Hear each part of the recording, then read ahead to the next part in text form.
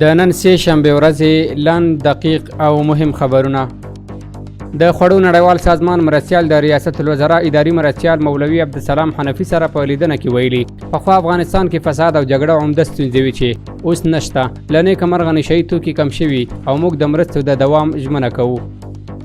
د قانون او پټرولیم سرپرست وزیر شیخ شهاب الدین دلاور د ام سی سی کمپنۍ له مرستیال او ملپلاوي سره په لیدنه کې ویلي چې یاد وزارت د دې پروژې د تړون په اساس ټول مسؤلیتونه ترسره کوي او قراردادي شرکت باید د دغه پروژې عملی کار ونه ځنډوي. د ام سی سی کمپنۍ مرستیال په دې لیدنه کې ویلي چې د مس عینک ساحې څخه د لرغونو اثارو له لیږد وروسته به د مس عینک پروژې کارونه پیل شي. صنعت او سوداګرۍ وزارت وایي په تیرو 5 میاشتو کې 2000 ټنه جلغوزي بهرنیو هیوادونو ته صادر شوي چې ارزښت یې 23 میلیونه ډالرو ته رسیږي.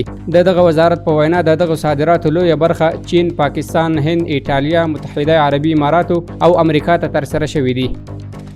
سعودي عربستان کې افغان حاجیان د روغتیايي خدماتو له وړاندې کولو خوښ دي او وایي چې اسلامي امارت ورته ټول لازم روغتیايي امکانات برابر کړي دي. قطر کې د اسلامي امارت د سیاسي دفتر رئیس سهیل شاهین وایي چې افغانستان کې حاکم اسلامي نظام سره تعامل د نړیوالې ټولنې او اسلامي امارت ګډه اړتیا ده. د کورنیو چارو وزارت وایي د کابل هوایي ډګر د ترافیک انډک 50 تن امنیتي منصوبین د صلاح الدین ایوبي د پوځي معسکر له 40 ورځنیو نظامی، عقیدتي او فکري زده کړو ترلاسه کولو وروسته فارغ شول. کابل ښاروالۍ وایي په 12مه ناحیه کې د یو سړک د جوړولو چارې روانې دي.